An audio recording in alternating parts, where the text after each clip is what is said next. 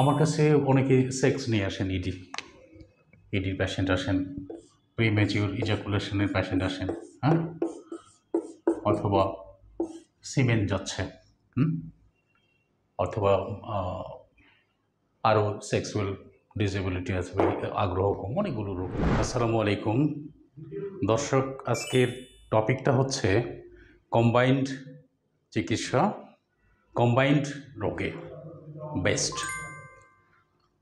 Combined রোগ এবং combined চিকিৎসা এই দুটো ল্যাটেস্ট শব্দ, ল্যাটেস্ট মেডিকেল শব্দ, এবং এখানে উন্নত বিশ্বে এটা ইউজ করা হচ্ছে ইদানিং, যে ভার্সেটাইল ট্রিটমেন্ট অপশান বা একাধিক ট্রিটমেন্ট একসাথে সেফটিনেস বজায় রেখে এগুলো করা হয়। এতে সুবিধা হলো যে খুব দ্রুত রোগ আরোগ্য করা সম্ভব স্থায়ীভাবে। চিকিৎসা বিজ্ঞান যখন সৃষ্টি হয় তখন কিন্তু এই কম্বাইন্ড ছিল না, তখন কম্বাইন্ড রোগও খুব এটা ছিল না। মানুষ সুস্থ ছিল, কারণ হলো তখনকার সময় বডির যে ডিফেন্সিভ মেকানিজমগুলো বা ইমিউন সিস্টেম বা প্রোটেক্টিভ সিস্টেমটা খুব স্ট্রং ছিল। খাদ্য, পুষ্টি, লাইফস্টাইল সবগুলো স্বাস্থ্যের পক্ষে ছিল। এর কারণে তখন কম্বাইন্ড ট্রিটমেন্ট দরকার হয়নি, কম্বাইন্ড রোগও ছিল না।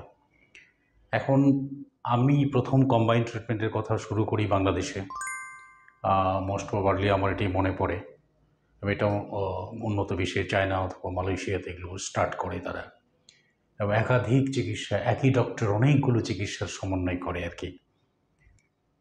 ফর ইউর ক্যান ইনফরমেশন, পৃথিবীতে এরকম 135 প্রকারের চিকিৎসা বিজ্ঞান আছে। তার মধ্যে বাংলাদেশে কয়েকটার প্রচলন আছে মাত্র গরিব দেশগুলোতে, কিন্তু উন্নত বিশ্বে যারা পরাশক্তি সেসব দেশে কিন্তু অল্টারনেটিভ চিকিৎসাগুলো সবচেয়ে বেশি, যেসব চিকিৎসায় কোনো পার্শ্ব প্রতিক্রিয়া নেই এবং রোগ আরোগ্য হয় স্থায়ীভাবে, সেগুলোর প্রচলনটা খুব বেশি। সেখানে আমরা যেটাকে বেশি প্রচলিত মনে করি সেটার প্রচলনটা কম। আমি বাংলাদেশে যারা বেশ কয়েকজন আছে, আমরা উপকার করছি মানুষের। উপকার করছি মানে অপকার করছি না, উপকার করছি শুধুমাত্র। এখন উপকার এবং অপকার দুটোই কিন্তু চিকিৎসা বিজ্ঞানের ধারায় রয়ে গেছে অলরেডি, আমরা এই জিনিসটা বুঝি না। আমি যদি ড্রাগস দিয়ে ট্রিটমেন্ট করতাম, প্রায় কয়েকশো ড্রাগস মাথায় গিজগিজ করতেছে, তাহলে কিন্তু উপকার হতো, অপকার হতো অনেক বেশি। লং রানে এটা একটা বড় ধরনের উপকার তৈরি করতো এবং জাতি একটা মাল্টিপল রোগ নিয়ে হাজির হতো। এটাই হলো ড্রাগসের একটা বড় ধরনের অসুবিধা। এই জন্য উন্নত বিশ্বে এই চিকিৎসাগুলো নাই, খুবই কম, নাই বলা যায়, খুবই কম, রেয়ার কেস। চীনে আমি এবছর 2বার গেলাম, 4বার গিয়েছি, গত বছর 2বার, এবছর 2বার। রিসেন্টলি গত লাস্ট উইকে ব্যাক করেছি।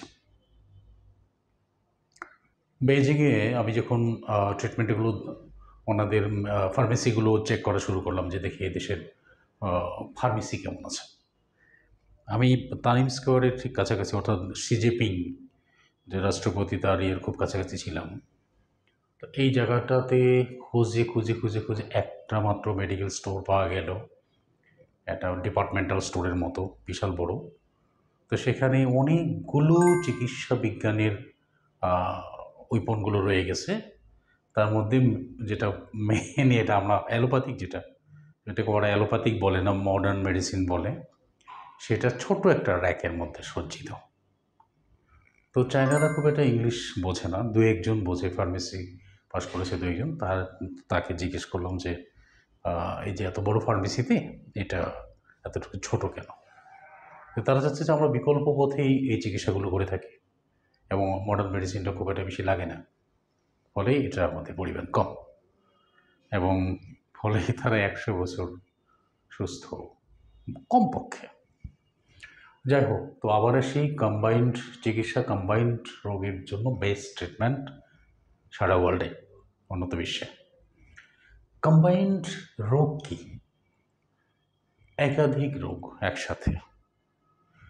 আমার কাছে অনেকে সেক্স নিয়ে আসেন, ইডির পেশেন্ট আসেন, প্রিম্যাচিউর ইজাকুলেশনের পেশেন্ট আসেন, হ্যাঁ, অথবা সিমেন্ট যাচ্ছে, হুম, অথবা আরও সেক্সুয়াল ডিসেবিলিটি আছে, আগ্রহ কম, অনেকগুলো রোগ থাকে এবং এর সাথে এরা মাল্টিপল থাকে।